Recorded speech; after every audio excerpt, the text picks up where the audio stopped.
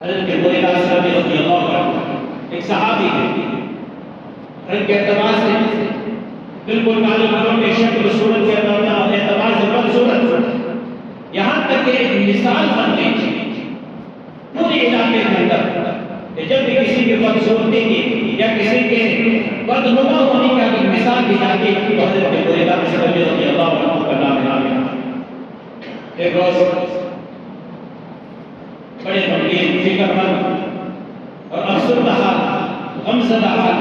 نبی پاک صلی اللہ علیہ وسلم کی خدمت میں حاضر ہوتے اور ایک کونے کے اندر بیٹھ جاتے۔ نبی اکرم صلی اللہ علیہ وسلم نے پوچھا، ہریرہ کیا بات ہے؟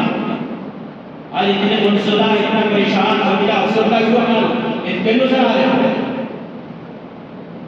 کہنے لگے، یا رسول اللہ میرا حال کیا پوچھوں،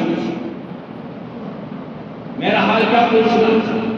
مجھے تو ہر جگہ سے دکان دیا جاتا ہے، مجھے تو کسی مجلس کے قریب نہیں لایا جاتا،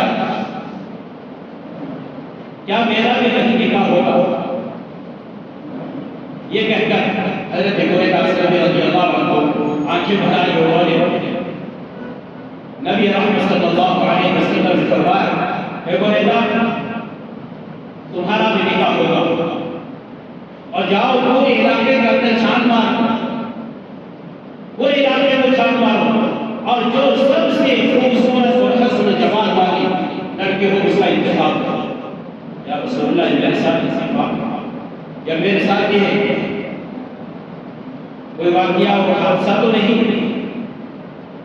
مجھے کوئی اپنے گھر دعوت کے لیے بلانے کے لیے تیار نہیں ہے، آپ ایسا انتخاب کرو۔ خیر حضرت رضی اللہ عنہ نبی اکرم صلی اللہ علیہ وسلم کے فرمان کے مطابق آپ نکل پڑے اور آ کر ایک گھر کا انتخاب کیا اور آ کر کہنے لگے، یا رسول اللہ فلانے گھر کے اندر آپ کے انتخاب کے مطابق وہاں رشتہ موجود ہے۔ تو نبی اکرم صلی اللہ علیہ وسلم نے فرمایا کہ جاؤ اس گھر کے مالک کو، اس لڑکی کے والد کو جا کر میرا سلام کہنا اور میرا یہ پیغام پہنچا دینا۔ جیسے نبی رضی اللہ عنہ پہنچتے ہیں اور پہنچ کر جب لڑکی کا باپ وہاں آتا ہے تو سلام دعا کے بعد علیکم السلام کے بعد پیغام پہنچایا جاتا ہے،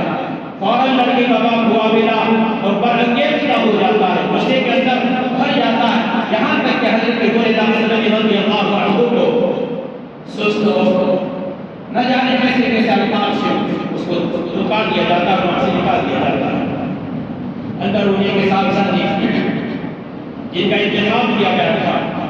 جن کا انتخاب نبی رحمت کی طرف سے کیا گیا تھا، جن کا انتخاب رسول رحمت للعالمین کی طرف سے کیا گیا تھا، وہ اندر سے سن رہی کا بیان کیا رہا ہے، اتنے غصے کے اندر، اتنے برانگیزہ حالات میں آج ایسے ہی اور بڑے غصے کے اندر، بڑے جلال کے اندر کہنے لگے کہ تم اندر چلو، بات ہی کچھ ایسی نہیں، کیا ہوا؟ کہنے لگے کہ تمہارا رشتہ لے کر آئے کہ جانتے ہو اس کو،